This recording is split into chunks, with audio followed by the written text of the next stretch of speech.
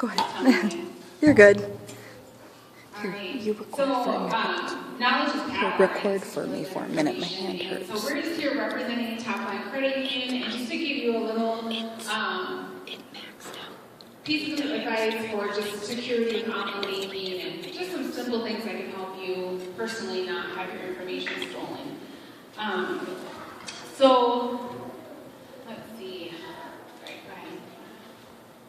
So we have 10 tips for you to take away. Some of them are just pretty simple. It's not a lot of rocket science, but the first one is about your passwords, using strong passwords, a combination of letters, numbers, special characters. Example, spring is here. So one of the things that we learned even from our IT department is using phrases for your password is a lot more secure than just numbers and letters, things together. But a word or a phrase or a sentence is a lot harder to hack into than just your birth date or an exclamation point or something. So change it up, use different things. The more characters, the better.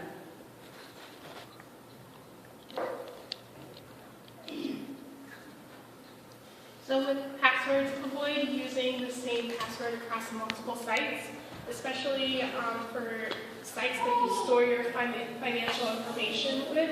For example, using different passwords that you have your Amazon account with versus your email and your Facebook. You want to change your passwords every couple of months, and some financial institutions have an extra security step in place. I know that we do, where you have to verify information when you first log in. Something really simple that we don't always do is just signing off of your computer, signing off of your online banking, signing off of anything. So if you're on Topline website, you're looking at your account and you're balancing it, let's say you're at the library, or you're just using your friend's computer because you just happen to be visiting them, just log off of it, log out when you're finished. Somebody can just come behind you. Sometimes it stays on there for a while before it times out, and you just don't want anybody else to see that information because they can, if they get on there before you leave, can do a lot of damage in there as well. So, and just don't use public computers to view your financial information or anything that will have anything related to your credit cards or statements or anything finances. Just use your own personal devices, not anything that's public.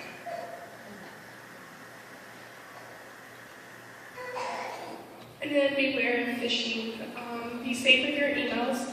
Most emails are not encrypted. Your financial institution isn't going to send you an email asking for personal information. Don't respond to unusual email requests with asking for your personal information.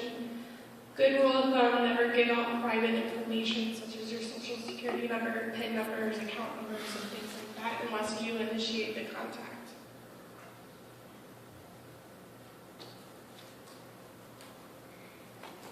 All right, another thing to look for is just making sure your website is secure. And if you kind of notice, there's a little log up on there on our website, which is Top Line Federal Credit Union. You kind of know, nothing's 100% secure, right, today. That's why there's a book out about breaches. But another additional just information or thing to look at to make sure that you are on a secure website is that little lock there up on the bottom, or at the top.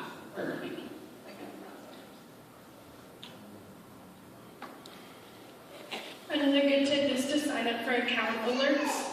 They can be delivered to your email or via message. You want to schedule alerts for balances reach a certain minimum or specific amount. Maybe when a certain check clears the account. Setting up alerts is just a good way to keep track of your accounts, and it'll alert you if there's suspicious activity going on as well. And again, even with those alerts, if you get one and you think it's from your financial institution, they'll never ask you, hey, respond to this text message to verify or give us your social, your account number. Those alerts are just informational to let you know, and a lot of times it alerts you, but you have to log into your online banking to check things out. It won't just give you a whole bunch of personal information when we send you a text message. Utilizing free secure services. Like Topline has online mobile banking, online bill pay, direct deposit instead of mailing checks. We all know that along with electronic fraud that can happen, just people stealing identity theft out of your mailbox, we don't recommend even hard copy statements laying around in your mailboxes. A big thing is shredding your services, shredding services. Our institution, probably any institution that you guys have, bring your statements, credit card statements, don't throw things away. People are not just hacking and getting into computers, but they're also still getting into your mail. And they're going to steal your identity and your information by what you throw away. So utilize us, utilize your financial institutions, bring everything, and we will shred it for you. And secure your computers. Security software is essential these days, regardless of what you use your computer for. Make sure that your antivirus is up to date. Make sure you have a firewall turned on and you're running antivirus software. Keep your operating system and other software up to date to ensure that there are no security holes present. Tip number 9, keep an eye on your accounts. Monitor your accounts often. A lot of times you can catch something right away, or you just think, I checked my balance, it looks about right, you don't really look at your account. We recommend look at it all the time. If you need to do it a few times a day, check it out. A lot of times what we've seen happen, if we've seen a compromised account, is you see it for really small amounts. We'll start with, if they get into your account, you might notice, I don't remember where I spent that $1 or I spent that 50 cents, so you don't think it's a big deal and you're afraid. I don't want to go to my financial institution and say, I want to claim fraud on $1.25, but that $1.25 goes unnoticed, and it's $2 and it's $5, next thing you know, somebody could wipe out your account. So anytime you see something you don't recognize, you want to let your financial institution know, because the sooner you do, the better chances you are kind of regain control. And if we see a pattern, so we see a member has $1 come out of their account, and then we had another member report it, it's going to be easier for us to track down, is there somebody out there who's doing this? And a lot of times it can turn into something bigger. So never be afraid to report that to your bank. Don't feel like, don't make a big deal out of it. Make a big deal out of it. Let them know anything you see that's suspicious.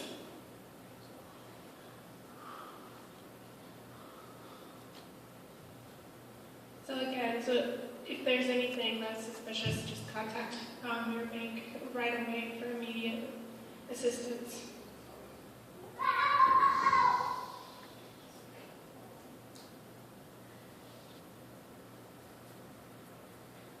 So, and if you're not happy with your current bank, you're getting too many fees, or maybe your rates are too high on ours, give us a call and we'll see what we can do. We'd love to chat with you.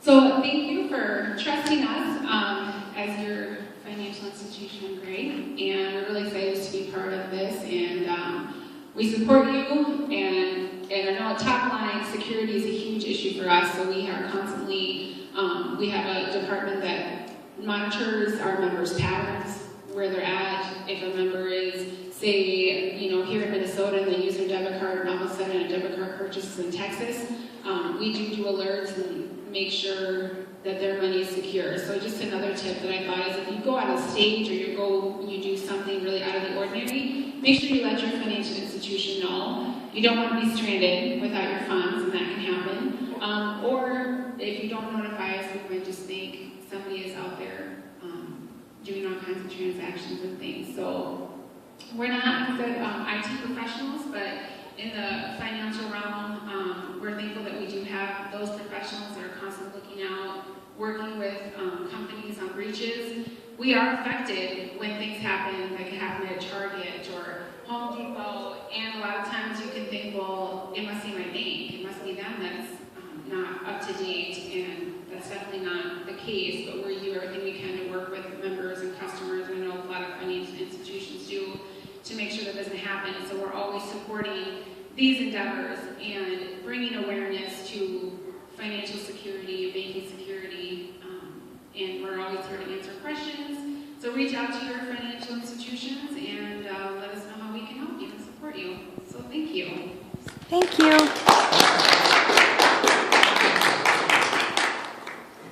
Hey, it's on. Thanks. Okay. Thank you. Top Line's been great. They just, I can't tell you unless they help me get this book done. Okay, Ken Steinhardt, this is your turn now. This is the risky part of our whole presentation. So if this all works the way it's supposed to work, Ken's gonna call me like right now.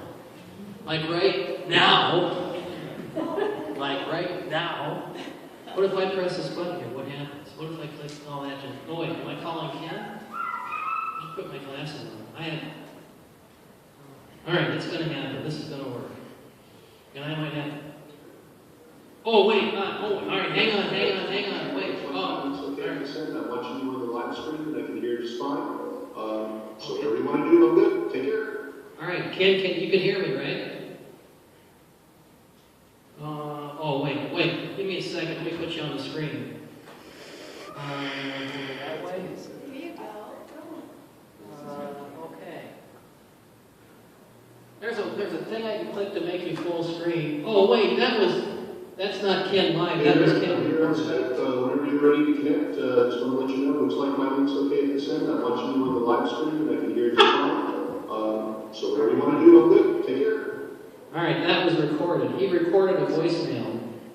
Alright, wait a minute. Ken, are you there? Skype in here, dude. Where'd my mouse cursor go? There it is. We'll give about 60 more seconds for Ken, and if that, a couple more seconds, and if that doesn't work, we'll do my email thing, and then Ken, just fire up Skype in the middle of it. And maybe I can call you. Right click. What's that, video call? Let's try to call Ken. Oh, he's calling me. Okay, beautiful. Turn on, no. Click the button. No, I'm calling him. I'm calling Ken. Okay. All right. Hey. Hello, can you see me? Well, I can see you. Let me do some speaker stuff, and then now everyone will see you. Hang on. They're not speaker stuff, but hang on. I'm working on it. Right there. All right. Okay. You're live. We did it. Amazing. The wonders of technology, right? Yeah. Okay. Video Ken on the. Oh, you are video Ken on the video. Okay. All right. Here. Hi, Ken. Greg, how are you today? I'm doing good, man.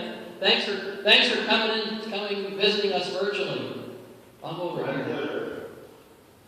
So I heard you've had some interesting credit card experiences. I have indeed.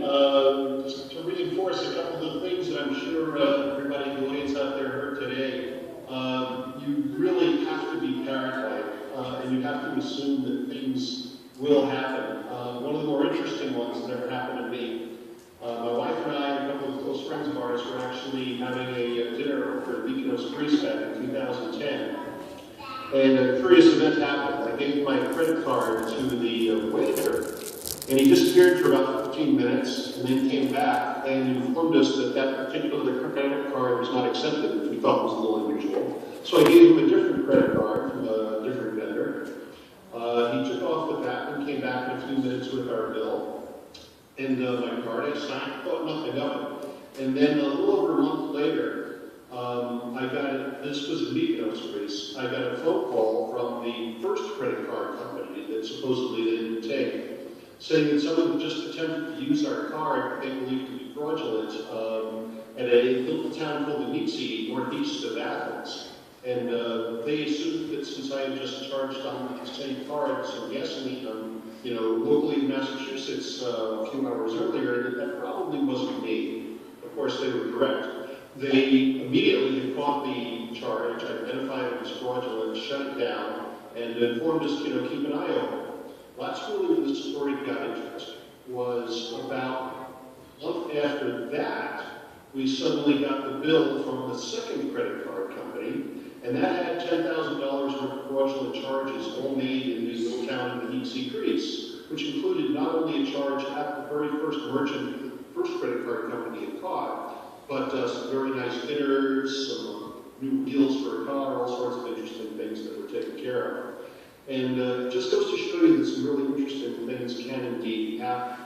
Obviously, what happened was somebody had cloned both of the cards, had copies, and we were informed by the two credit card companies that it had my name on it, had all the appropriate numbers, etc. So they had an exact duplicate cloned copies of this. The interesting part as well was how the two credit card companies dealt with it. The first company informed me that they routinely, aggressively pursue law enforcement and go after people that fraudulently use their card. But since they were not actually hit with any crime here, they caught it and stopped it immediately, they couldn't really aggressively do anything, but they were willing to provide any information to help credit card company number two. Credit card company number two amazingly informed me that their policy is to just work it out between the various parties other than the cardholder themselves and let the appropriate people pay for their actions. So the local merchants get hit, the bank gets reimbursed however appropriately, and that they don't actually pursue. Even though cross-referencing the two credit card companies' information, you could piece together and very quickly identify who were the criminals, where they were. This would have, with no personal experience in law enforcement myself, I believe, or detective work, it would have been trivial to identify who the criminals were and be able to bring them to justice. But in fact, there was no interest on the part of the credit card company number two in actually doing that. Wow. So what advice would you offer to anyone else carrying credit cards? How should people proceed? Oh, two questions, and then I know you real well, but I should have introduced you better. Tell us a little bit. Are you a naive technology user, Ken? I'm having trouble hearing you, Greg. I'm sorry. Sorry. Oh, okay. Let's get closer to the webcam. Okay, better. Can you hear me? Much better. Okay, right up against the webcam. Okay, so I should have introduced you to everybody better, but I was all worked up about just getting the call. Are you a naive computer user, Ken? Are computers foreign things to you, or do you have some experience base with this technology? Well, sometimes I could be naive, I suppose, but a little bit of quick background. I've just recently retired after 42 years in IT across a multitude of roles. The last 20 years of which I worked as vice president and an organizational CTO with a parent company of a company that actually owns the largest computer IT security software company in the world. So I've been involved in this from pretty much every aspect, from the server side, from the database side, from the network side, from the software side, from pretty much any angle you can hit it. Also in the capacity of working for that particular vendor, I've had the pleasure of working directly and personally with the IT organizations of pretty much every major credit card company in the world, 19 of the 20 largest banks in the world, and 8 of the 10 largest retailers in the world. So I've seen a little bit of this from a few different angles, pretty much every angle you can get. And amazingly, which is why I thoroughly enjoy what goes on in your book, pretty much every single fictional description that you described in that book, I know of multiple real-world instances of exactly the kind of scenario you described actually having occurred and actually having hit someone. So I've pretty much seen a lot of it out there. Cool. Okay, I have, let's see if I can get this in front of, that's a real book. There's, see it? I can indeed. And then your name is back here. There's one on the way to you in the mail. I signed a bunch of stuff Friday, went out in Friday's mail, and you should see it midweek. You'd see a real hard copy book. Thank you. One last question for you. What advice would you give to other people traveling with their credit cards? How do they protect themselves? First, the greatest thing that I would suggest is there's a wonderful quote from, of course, Amy Gove, who founded Intel years back, that only the paranoid survive, which is that I encourage all of you to don't let it control your lives, but take the approach that the worst can and will happen. In the early days of IT security, which hasn't been around for all that long, since systems used to be between physical obstructions, let alone logical ones through networks. Most people didn't have to worry an awful lot about what would happen. These days, assume that the bad guys will get in. To assume that you can secure your perimeter to the degree that nothing is ever going to get breached is just naive in today's world. So assume that things potentially can and will get breached, and that your personal information can and will get breached. So take whatever appropriate steps you can to then protect yourself to the best of your ability. And there are many ways that can be done from a corporation or an organizational perspective. There are ways that people as individuals can do that to a large degree. And when something occurs, act quickly and try to remedy the situation. The better IT solutions in the market today are those that are able to assume that something can and will happen and will take action quickly to be able to do it.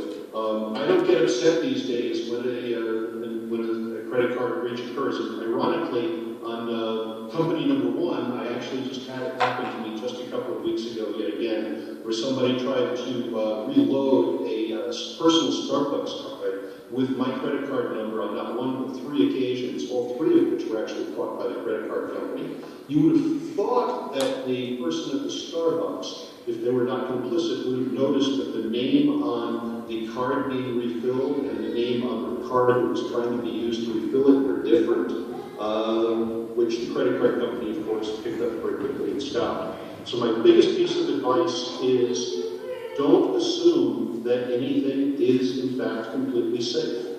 That doesn't mean it's the end of the world. There are very smart things that can be done to mitigate your risk and to mitigate your exposure. Work with professionals who are good at this to be able to do it for you, and be prepared and be vigilant. Keep an eye on your credit card bills. Do look at your monthly statements before they occur online. Look at your transactions online and make sure that funny things aren't going on. It's a lot of really pretty basic stuff.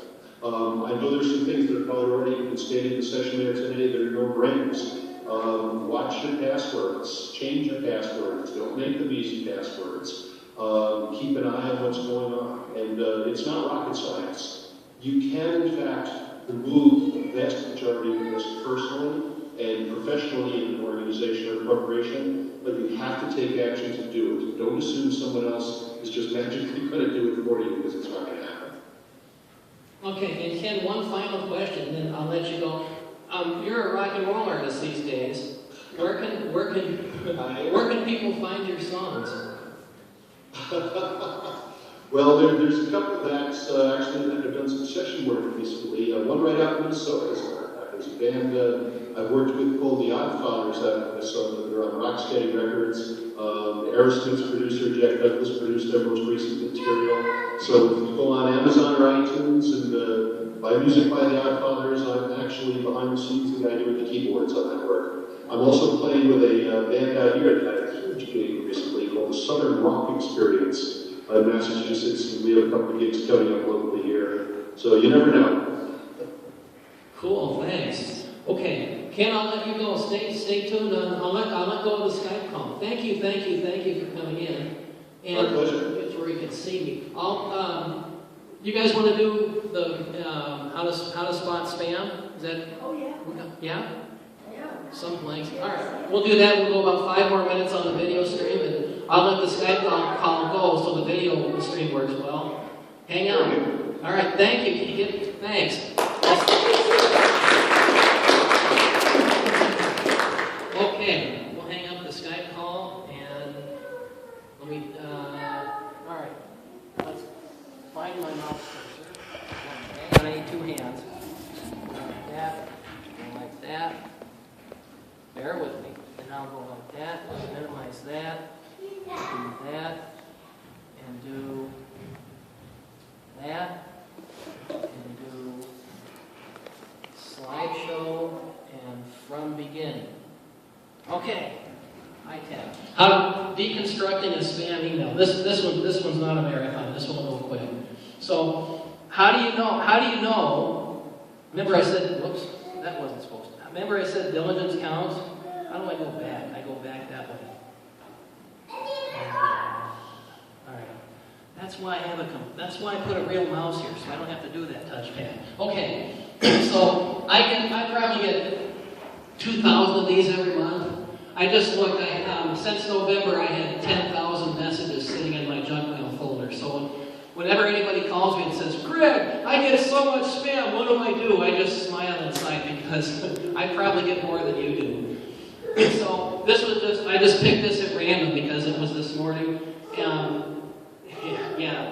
Okay, well the subject matter is irrelevant. How do I know where it came from? Here's how to find out.